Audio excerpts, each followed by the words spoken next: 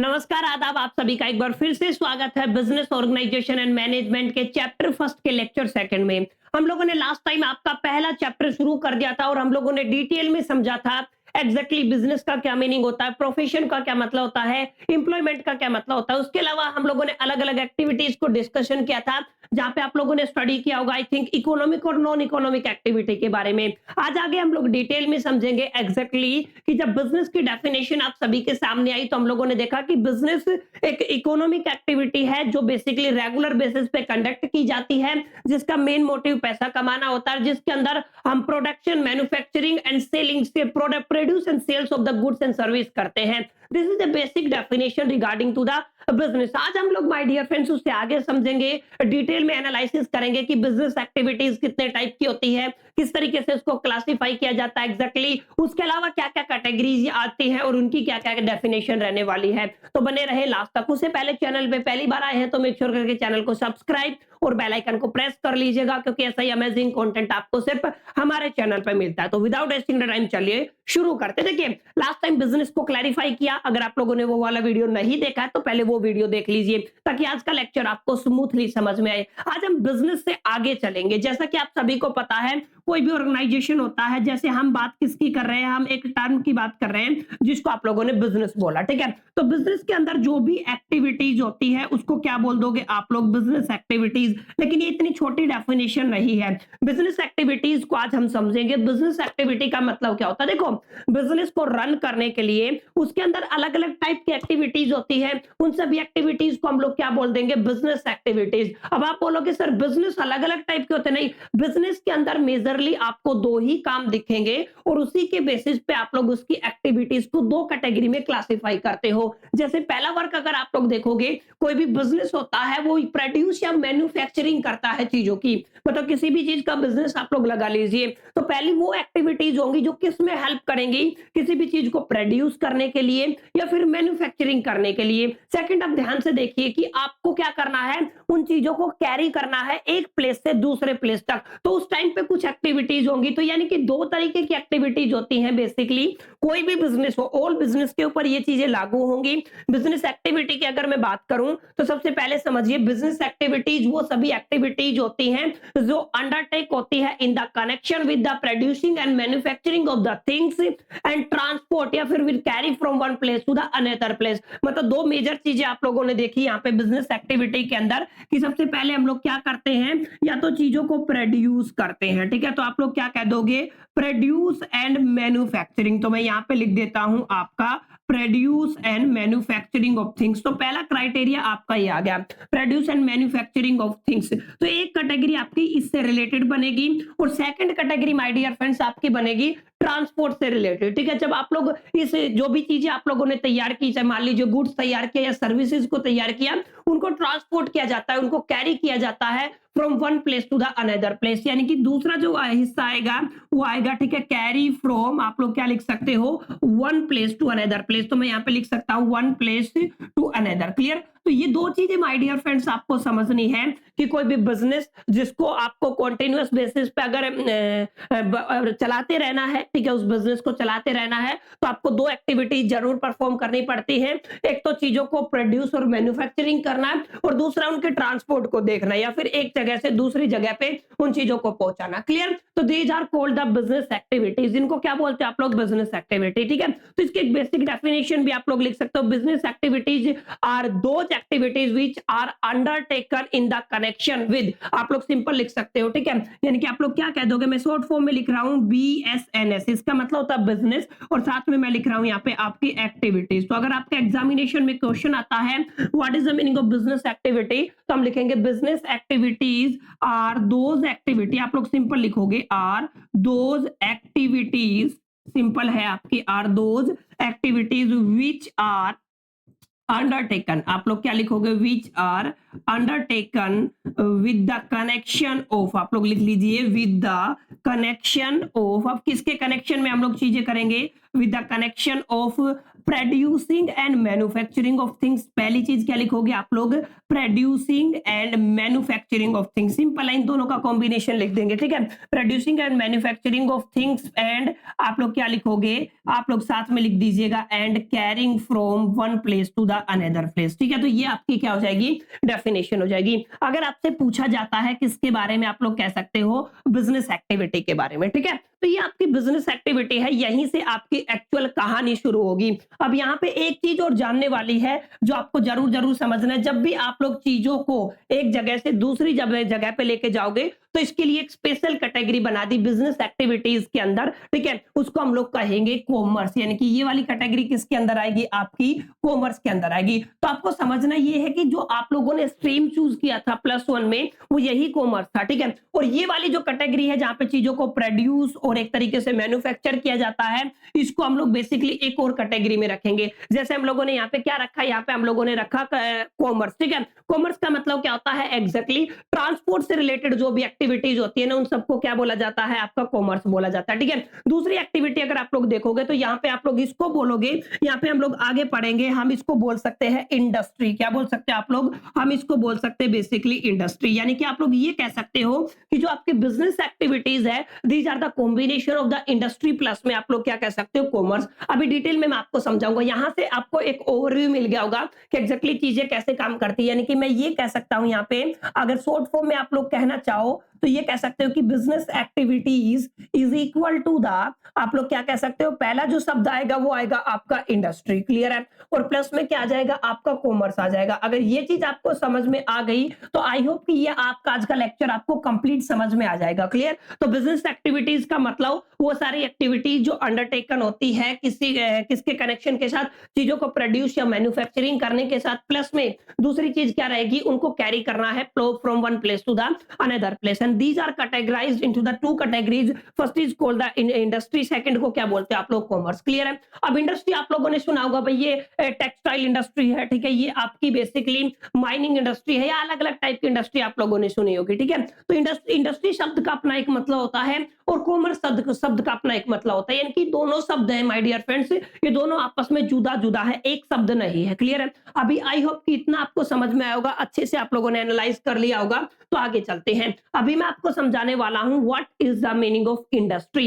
Industry का क्या meaning होता है और इंडस्ट्री के मीनिंग से आप लोग क्या समझते हो। देखिए अभी अभी हम लोगों ने समझा इंडस्ट्री का मतलब होता है, इंडस्ट्री इंक्लूड करके चलती है वो सारी एक्टिविटीज जो basically production and the manufacturing of the things से रिलेटेड है। मतलब industry means all those activities which are related to the production and the manufacturing of the goods, आप लोग ये कह सकते हो, या सर्विसेज, क्लियर है। यानी कि अगर आपसे पूछा जाए कि आपको क्या डिफाइन करना है, आपको इंडस्ट्री को डिफाइन करना है, तो कैसे डिफाइन कर पाएंगे माय डियर फ्रेंड्स, आप लोग इंडस्ट्री को आप लोग डिफाइन कर पाएंगे, industry means all those activities, ठीक है, all those activities which are related, ठीक है। आप लोग क्या कहोगे, आप लोग कहोगे all those activities which are related, आप लोग सिंपल लिखना, विच आर रिलेटेड टू, मैं सिंपल लैंग्वेज में आपको समझा रहा हूं, रिलेटेड टू। अभी अभी मैंने आपको बताया पहला शब्द क्या था, आपका प्रोडक्शन, क्लियर है, और सेकंड शब्द क्या है, आपका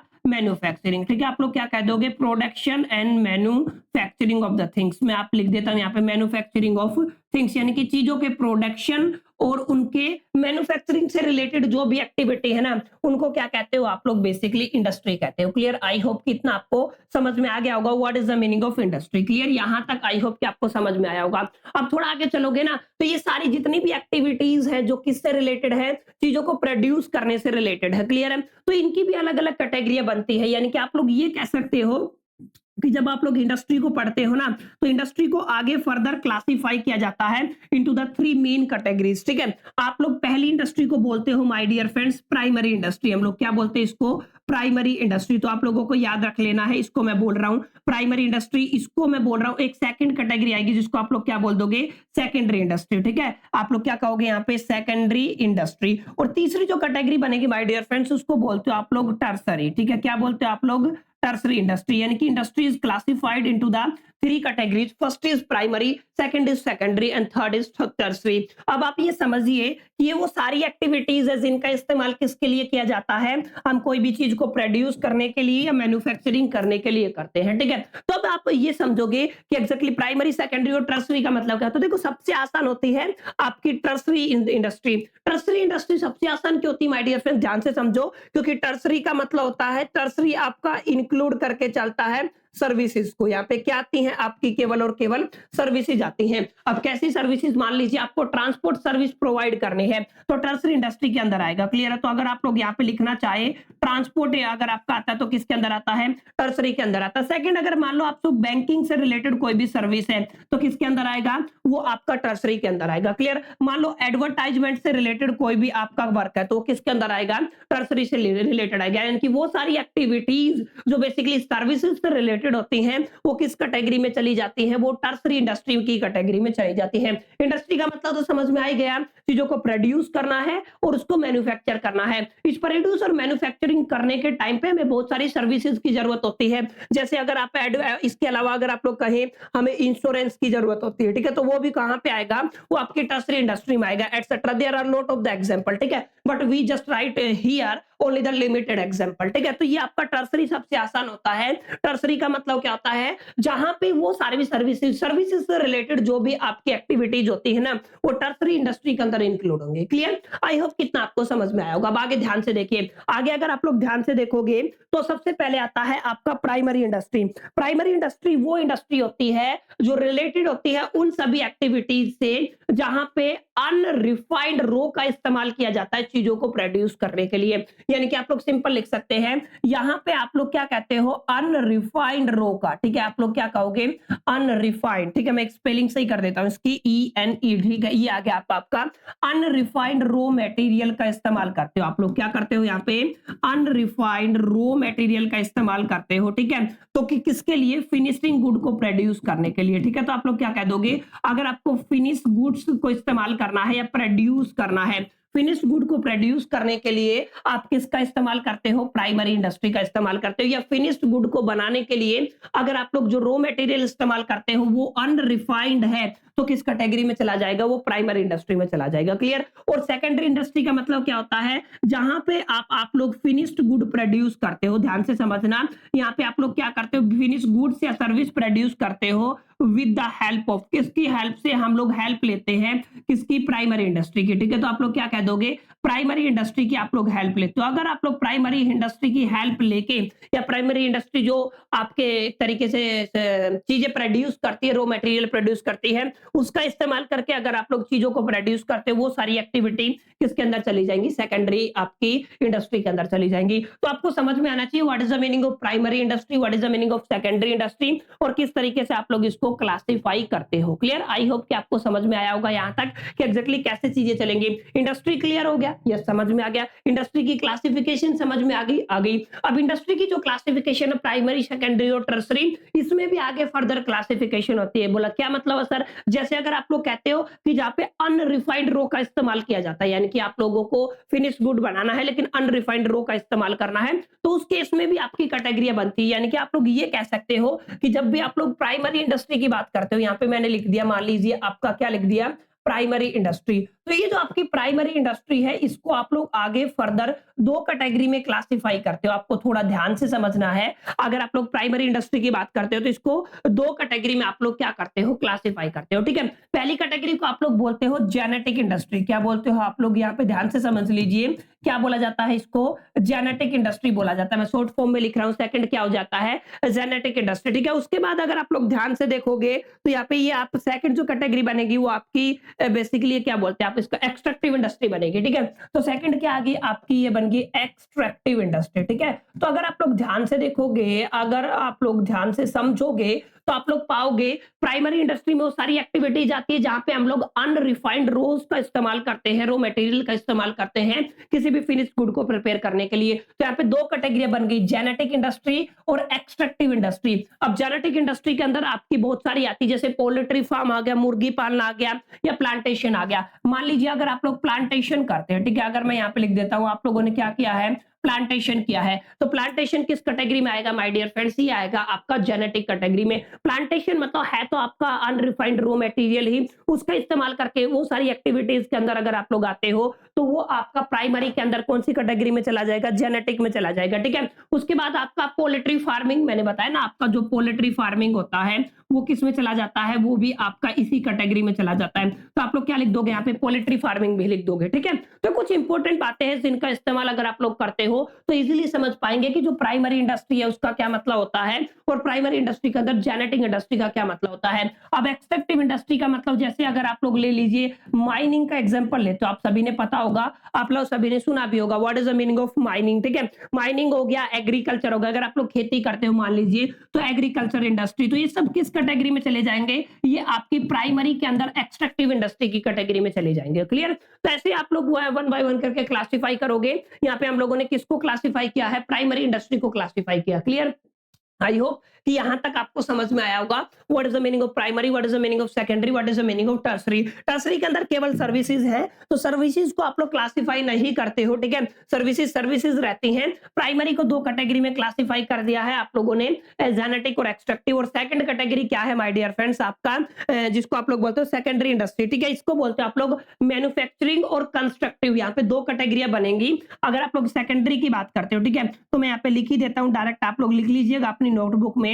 अगर आप लोग कहते हो सेकेंडरी इंडस्ट्री की अगर आप लोग बात करते हो, ठीक है, तो आपकी क्या होगी? आपकी सेकेंडरी इंडस्ट्री के अंदर एक तो मैन्युफैक्चरिंग इंडस्ट्री आ जाएगी और एक कंस्ट्रक्टिव इंडस्ट्री आ जाएगी, ठीक है। तो दो इंडस्ट्री आपकी आ जाएंगी, एक क्या आ जाएगी? आपकी मैन्युफैक्चरिंग, तो आप लोग यहाँ पे लिख लीजिएगा क्या आ गया? आपकी मैन्युफैक्चरिंग। और दूसरी कौन सी आ जाएगी? आपकी कंस्ट्रक्टिव इंडस्ट्री, ठीक है। तो ये कुछ आसान बातें हैं, एक मैन्युफैक्चरिंग इंडस्ट्री होती है, क्या होती है? आपकी कंस्ट्रक्टिव इंडस्ट्री होती है। तो यहां से आपको जो इंडस्ट्री का कॉन्सेप्ट क्लियर हो गया होगा, what is the meaning of industry, क्या प्राइमरी होती है, क्या सेकेंडरी होती है, क्या टर्सरी होती है, कैसे प्राइमरी को क्लासिफाई करते हो, कैसे आप लोग सेकेंडरी को क्लासिफाई करते हो और कैसे आप लोग टर्सरी को क्लासिफाई करते हो। क्लियर? ये सारी बातें समझ में आ गई। और यहाँ पे बेसिकली इंडस्ट्री का मतलब ही क्या होता है? हम उन सारी एक्टिविटीज का मतलब, इंडस्ट्री का मतलब वो सारी एक्टिविटीज जहां पे हम लोग किसी भी गुड्स या सर्विसेज को प्रोड्यूस करते हैं या मैन्युफैक्चरिंग करते हैं, उससे रिलेटेड जितनी भी एक्टिविटीज हैं, उसके कनेक्शन से रिलेटेड जितनी भी एक्टिविटीज है, वो यहाँ पे इंक्लूड की जाती हैं। अब सेकंड अगर आप लोग ध्यान से देखो तो मैंने दो मुद्दों पे बात की थी। पहला किस पे किया था? आपका इंडस्ट्री में समझा चुका हूं।